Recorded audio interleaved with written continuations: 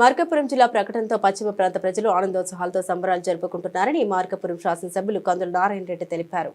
కూటమి ప్రభుత్వం తీసుకున్న చారిత్రాత్మక నిర్ణయాన్ని ఓర్వలేకనే కొందరు విమర్శలు చేస్తున్నారని ఆయన విమర్శించారు. ముఖ్యమంత్రి చంద్రబాబు నాయుడు త్వరలోనే మార్కాపురం జిల్లాను అభివృద్ధి పథంలో నడిపిస్తారని ధీమా వ్యక్తం చేశారు. మార్కాపురం జిల్లా ఏర్పాటు చేసినందుకు కృతజ్ఞతలు తెలిపేందుకు మార్కాపురం పట్టణంలోని 33, 34, 35 వార్డుల్లో కృతజ్ఞత సభ ఘనంగా నిర్వహించారు.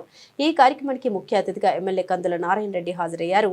వార్డు ప్రజలు ఆయనకు పూల వర్షంతో ఘన స్వాగతం పలికారు. జై కందుల, జై జై కందుల, జై చంద్రబాబు, జై పవన్ కళ్యాణ్ నినాదాలతో సభ ప్రాంగణం మారుమోగింది.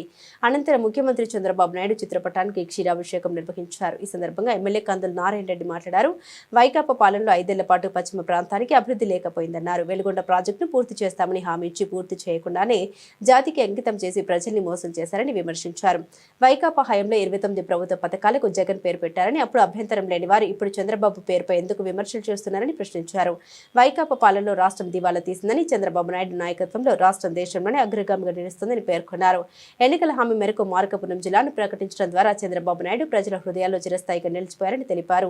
వెలుగొండ ప్రాజెక్టును త్వరలో పూర్తి చేసి పశ్చిమ ప్రకాశాన్ని సస్యశ్యామలం చేస్తామని చెప్పిన మాట కట్టుబడి హామీలు నెరవేర్చడమే కూటమి ప్రభుత్వ లక్ష్యమని స్పష్టం చేశారు. ఈ కార్యక్రమంలో జనసేన, బీజేపీ, తెలుగుదేశం పార్టీ నాయకులు, ఎన్డీఏ కూటమి నాయకులు, మహిళలు పెద్ద సంఖ్యలో పాల్గొన్నారు.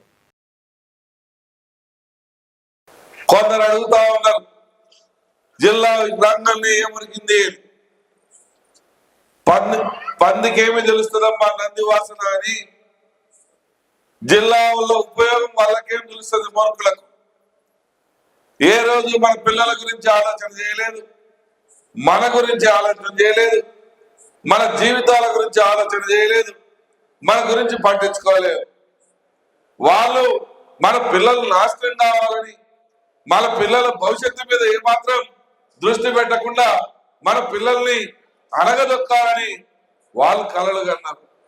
అందుకనే ఒక్కడు కాకపోతే ఒక్కడైనా కానీ పోయిన గవర్నమెంట్ లో జిల్లా ఇవ్వకపోతే ఒప్పుకోం, జిల్లా ఇస్తావా చస్తావా అని ఒక్క నాయకుడు అన్న మాట్లాడాడు?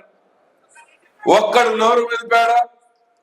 ఒక్కడు జిల్లా ఎందుకు ఇవ్వని అడిగాడా? ఎవరు అడగరు. కానీ ఈరోజు దాన్ని సాధించేసరికి వాళ్ళకి నాలుక మడత పడతా. ఒకడేమో మార్కాపురం జిల్లా అయితే ఏమురిగిందయ్యా అంటాడు. మార్కాపురం జిల్లా అయితే ఎవరికదమ్మా? ఈరోజు లలిత హాస్పిటల్ 8 కోట్లు పెట్టి స్థలం అన్నారు, 100 కోట్లు పెట్టి హాస్పిటల్ కడుతున్నారు.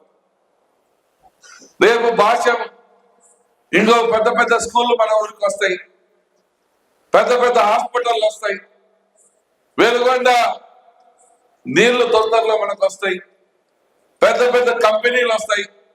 ఇప్పుడు రిలయన్స్ కంపెనీ ఒకటి వచ్చింది, ఆల్రెడీ 3000 కోట్లు పెట్టి కడతా ఉన్నారు. 3000 మందికి ఉపాధి జరుగుతుంది, 30,000 మంది రైతులకు న్యాయం జరుగుతుంది. అంత పెద్ద ప్రాజెక్టు మన ప్రాంతంలో కడతా ఉంటే జిల్లా గాంగలు ఉరుగుతుందా అంటాడు. రోజుకు 60-70 మంది పట్టణానికి వస్తారు 4 నియోజకవర్గాల నుంచి. కలెక్టర్ ఆఫీస్ అనో, ఎస్పీ ఆఫీస్ అనో, ఎన్ఆర్జీఎస్ ఆఫీస్ అనో, పీడీ ఆఫీస్ అనో, డిఆర్డీ ఆఫీస్ అనో, లేదా డిపి ఆఫీస్ అనో 44 ఆఫీసులు వస్తాయి కొత్తవి.